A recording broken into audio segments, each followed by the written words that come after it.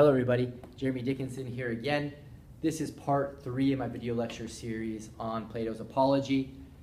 And we'll begin with Socrates' second defense, or you could say the second stage of his defense. And this defense really, or this stage of defense really applies to thinking about the formal charges against him, which were issued by his later accusers. The spokesperson, the main prosecutor, at this stage of his defense is Meletus. Meletus is someone who is the spokesperson for a whole host of Athenians who feel that Socrates wronged them, including the poets, the politicians, and the craftspeople who we mentioned in the first stage of Socrates' defense. Now, Meletus, he has these formal charges against Socrates, the first being that Socrates is guilty of corrupting the youth, and secondly, that Socrates doesn't believe in the Athenian gods. Socrates has the right of cross-examination. So Socrates' defense here, the nature of the defense, is going to be one of cross-examination. Socrates has the right to cross-examine the prosecution and the prosecution's main witness, Meletus, again, who stands as a spokesperson, as a witness for all these other Athenians. Now, Socrates then, in his cross-examination, has the right to get Meletus to clarify what the charges against him are. He has the right to challenge Meletus' reliability. Think about normal cross-examinations. Don't we, when we cross-examine, typically try to undermine the credibility of the witness? When we do such a thing, then the charges, the claims that are made can be cast into doubt. So if Socrates can show that Meletus is unreliable with respect to the formal charges against him, then Socrates has gone at least some way to showing that Meletus' claims against him are just wrong. Okay, it's kind of an indirect approach, an ad hominem approach to proceeding, which is common in legal forms of defense. Okay, first charge, Socrates is guilty of corrupting the youth. Second charge, Socrates is guilty of not believing in the Athenian gods. Socrates, after laying these formal charges out, says, look, what I'm going to do is I'm going to try to show that Meletus doesn't care about things that he claims to care about. He brings people to court irresponsibly. And lastly, that he deals frivolously with serious matters. So in these three ways, Socrates is going to try to show that Meletus is unreliable. Okay. How does Socrates begin? Socrates' first argument is against the charge that he's guilty of corrupting the youth. How does Socrates cross-examine Meletus here, and what does a cross-examination here amount to? Well, the following. Socrates gets Meletus to realize, or at least Socrates shows the court that Meletus is someone who hasn't thought very carefully about the youth like he claims to, which means that Meletus probably doesn't care about the youth. So the first of those ways of showing that Meletus is unreliable corresponds to the first argument against the claim that Socrates is guilty of corrupting the youth. So here's the basic idea. Let's see if we can just distill it to its most simple element. Socrates, he gets Meletus to accept that, at least tacitly, that raising the youth is sufficiently on a par with raising horses or with horse breeding. In what way? Well, when it comes to, say, horse breeding, what's true is that the few improve them and the many corrupt them with respect to their excellence. Okay? Now, most people can probably keep a horse alive if they have resources around to keep the horse alive, like the food for the horse and the water, etc. But they're not going to be able to make the horses flourish as horses. That is to say, they're not going to be able to train them and breed them properly to make them excellent.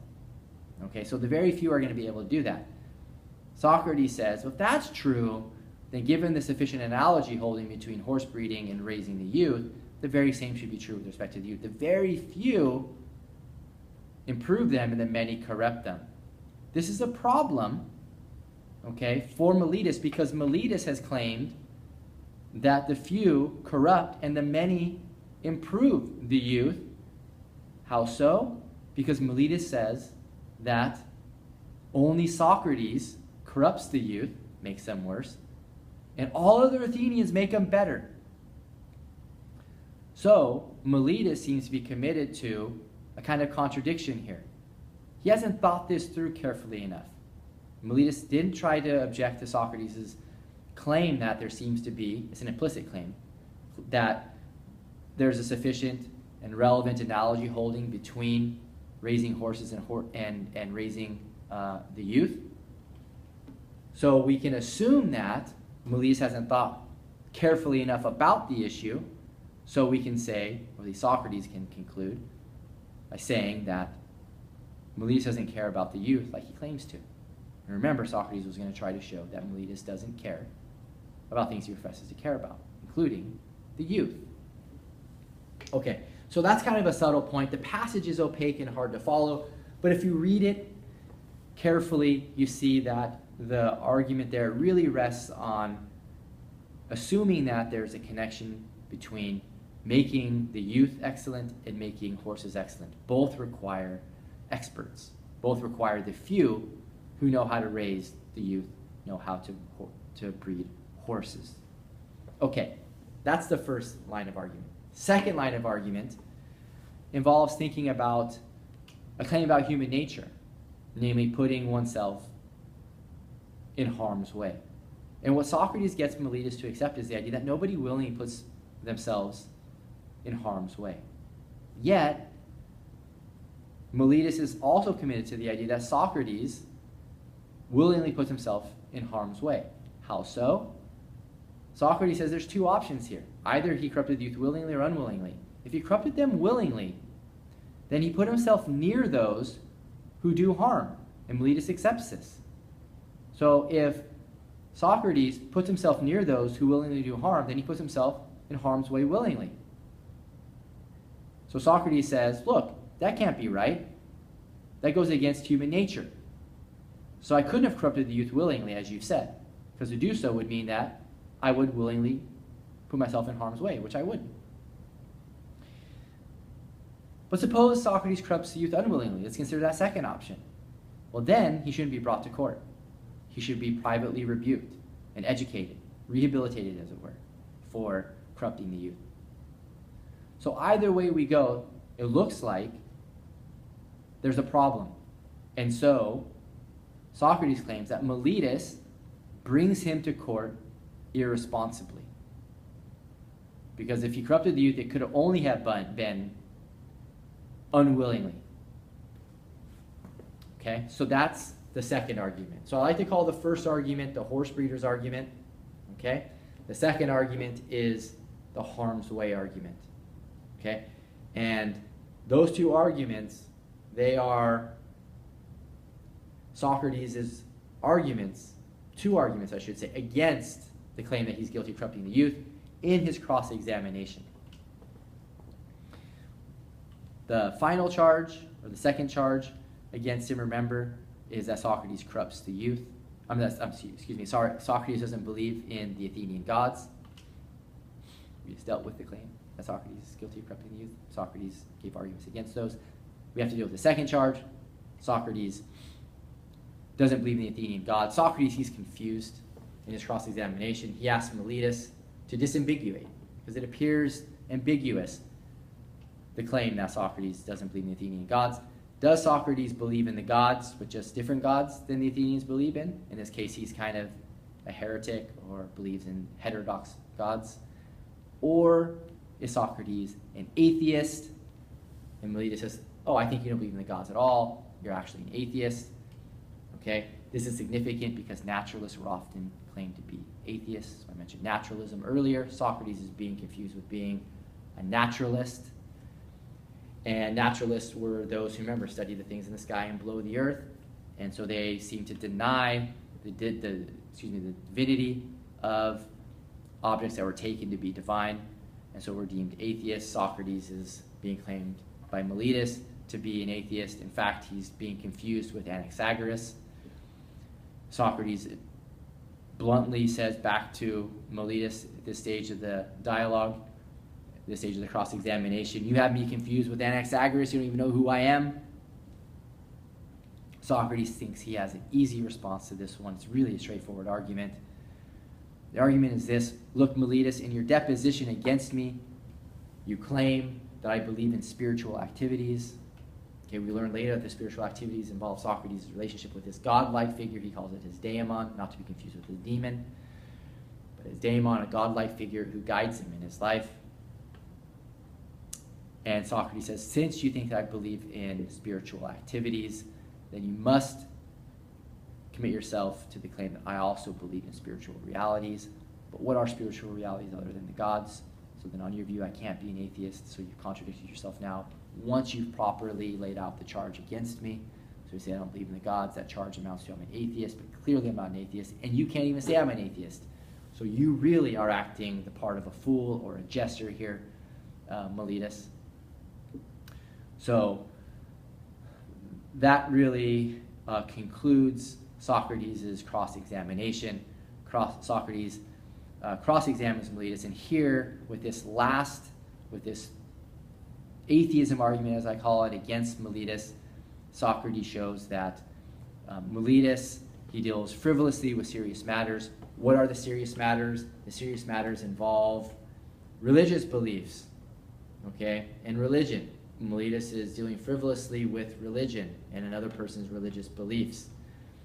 So in these three ways, Socrates has shown that Meletus is an unreliable witness against him. Now, of course, we could evaluate the arguments. We'll set that aside for another time. You can feel free to email me or message below in the comments some evaluations, some critical comments about Socrates' arguments here, if you'd like. But I'm going to pass on any kind of evaluation of them here. Just know that we have three arguments here. We have the horse breeder's argument and the harm's way argument as arguments against the claim that he's guilty of corrupting the youth. And then we also have the atheism argument, which is an argument against Socrates not believing in the Athenian gods. Socrates would say, of course I believe in the Athenian gods. Socrates' goal here, we remember, is to try to show that Meletus is not reliable. Now, I think there are also some literary things that are going on here. I think that Plato is giving us a little bit of comedic relief. He's showing us that the charges against Socrates may be quite ridiculous, but they're there nonetheless. Now, maybe what I'll just say lastly here is how do the earlier accusations, the earlier slanders, if you will, if Socrates is right, how do they relate to the formal charges against him? Well, I think they do in the following way. Remember, the earlier accusations amount to Socrates being a sophist and a naturalist, and Socrates teaching these ideologies, these theories to the youth. Well, the later charges involve Socrates being accused of atheism, and of course the atheism charge connects up with the charge that Socrates is a naturalist, and so Socrates' naturalism, his atheism, is something that becomes a formal charge to crime in Athens to be an atheist. And the charge that Socrates is guilty of corrupting the youth is connected up with the fact that Socrates teaches atheism to the youth. That's connected up with the idea of making the weak argument appear stronger, because the sophists were those who went around claiming to teach people things. So Socrates is being confused with a sophist, you could say, but also a sophist who teaches naturalism or atheism, and he's teaching the youth these things. And in fact, Socrates is explicit in his segue from his cross-examination in dealing with the charge that he's guilty of guilty of not believing in the Athenian gods, from the charge that he's guilty of corrupting the youth. He says that, how are these charges related? Aren't they?